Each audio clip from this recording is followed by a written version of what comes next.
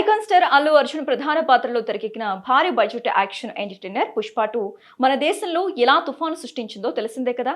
ఏకంగా 1800 కోట్ల కలెక్షన్ రాబట్టి దేశంలోనే సెకండ్ హైయెస్ట్ గ్రాసరీగా నిలిచింది. అయితే లాస్ట్ మంత్ ఈ సినిమా జపాన్లో కూడా రిలీజ్ అయింది. అక్కడికి మన స్టైలిష్ స్టార్ అల్లు అర్జున్ ఫ్యామిలీతో కలిసి వెళ్లి ప్రమోషన్లో పాల్గొన్నాడు. అలాగే రష్మిక కూడా వెళ్లి సినిమాని ప్రమోట్ చేసింది.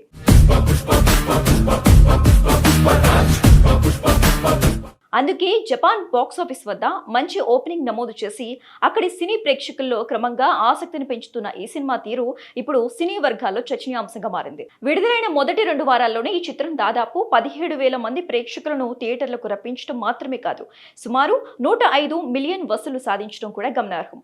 భారత కరెన్సీలో ఇది సుమారు 6.1 కోట్లకు సమానం కావడం విశేషం. జపాన్ మొదటి ప్రత్యేకమైన రుచులు కలిగిన మార్కెట్లో భారతీయ చిత్రాలకు స్థానం సంపాదించడం అంత సులభం కాదు. అలాంటి పరిస్థితుల్లో పుష్ప 2 ఈ స్థాయి ఆరంభాన్ని నమోదు చేయడం తెలుగు సినిమాల అంతర్జాతీయ ఎక్స్పెన్షన్ ఎంత వేగంగా పెరుగుతుందో స్పష్టంగా తెలియజేస్తోంది.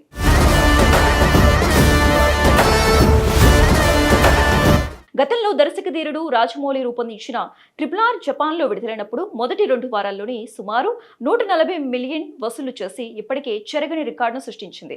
అయితే ఆ సినిమాకి అసలైన బలం ప్రారంభ వసూలు మాత్రమే కాదు, తరువాత వచ్చిన అద్భుతమైన మాటా ప్రచారం. ప్రేక్షకుల నుంచి వచ్చిన అప్రతిహత ఆదరణతో RRR దాదాపు 30 వారాల పాటు థియేటర్లో విజయవంతంగా ప్రదర్శితమై చివరికి మొత్తం రన్లో సుమారు 120 కోట్లకు చేరువై కలెక్షన్లు సాధించడం భారతీయ సినిమాకే గర్వకారణంగా నిలిచింది. ఇప్పుడు అదే స్థాయిలో పుష్ప 2 థియేట్రికల్ రన్ ఉంది.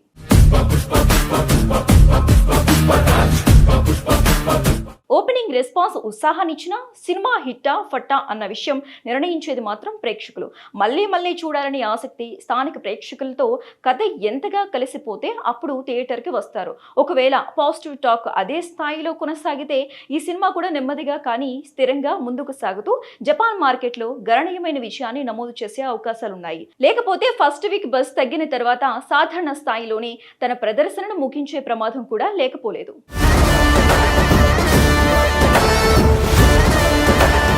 ప్రపంచవ్యాప్తంగా తెలుగు సినిమాల ప్రాచుర్యం పెరుగుతున్న ఈ సమయంలో పుష్ప 2 జపాన్లో ఎలా నిలబడుతుందనేది కేవలం ఒక సినిమా విజయమే కాకుండా అంతర్జాతీయ మార్కెట్లో మన సినిమాల భవిష్యత్తుకు కూడా ఒక సూచికగా మారనుంది. అందుకే రాబోయే వారాల్లో ఈ చిత్రం బాక్సాఫీస్ వద్ద చూపించే స్థిరత్వం, ప్రేక్షకుల స్పందన, థియేట్రికల్ రన్ పొడవు అన్నీ కలిపి చూసినప్పుడే అసలు ఫలితం ఏమిటో స్పష్టమవుతోంది. మరి పుష్ప 2ను కూడా RRR లాంటి చరిత్ర సృష్టిస్తుందా, లేక సాధారణ విజయంతోనే తన జపాన్ ప్రయాణాన్ని ముగిస్తుందా అనే ఆసక్తికరమైన ప్రశ్నకు సమాధానం తెలుసుకోవాలంటే ఇంకొన్ని రోజులు వేచి చూడాల్సిందే.